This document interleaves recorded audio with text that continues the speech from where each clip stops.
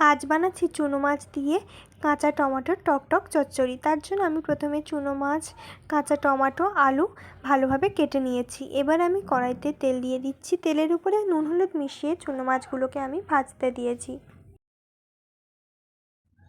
মাছগুলো ভাজা হয়ে গেছে, এবার আমি মাছগুলোকে নামিয়ে নেব।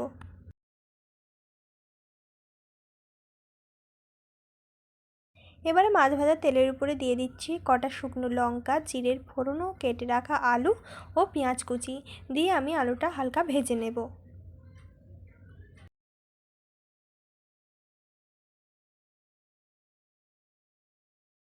আলুটা প্রায় ভাজা হয়ে গেছে, এবার আমি ওর উপরে দিয়ে দিচ্ছি স্বাদ মতো লবণ, হলুদ গুঁড়ো, ধনে গুঁড়ো দিয়ে আমি আলুটা ভালোভাবে মশলার সাথে কষিয়ে নেব। এবারে আমি এর উপরে দিয়ে দেব কেটে রাখা কাঁচা টমেটোগুলো দিয়ে এগুলো আমি আলুর সাথে ভালোভাবে কষিয়ে নেব।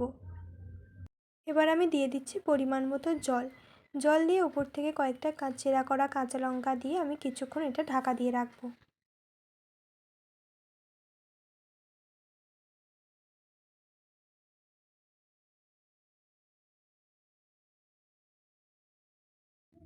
তরকারির জলটা অনেকটাই শুকিয়ে এসেছে, এবার আমি একটু নাড়াচাড়া করে ভেজে রাখা চুনো মাছগুলো দিয়ে কিছুক্ষণ নাড়াচাড়া করে একটু ঢাকা দিয়ে রাখবো।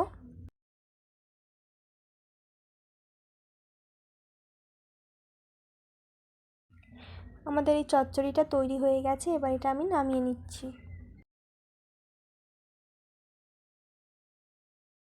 আপনাদের এই চুনো মাছ ও কাঁচা টমেটোর চচ্চড়ি কেমন লাগলো অবশ্যই কমেন্টে জানাবেন।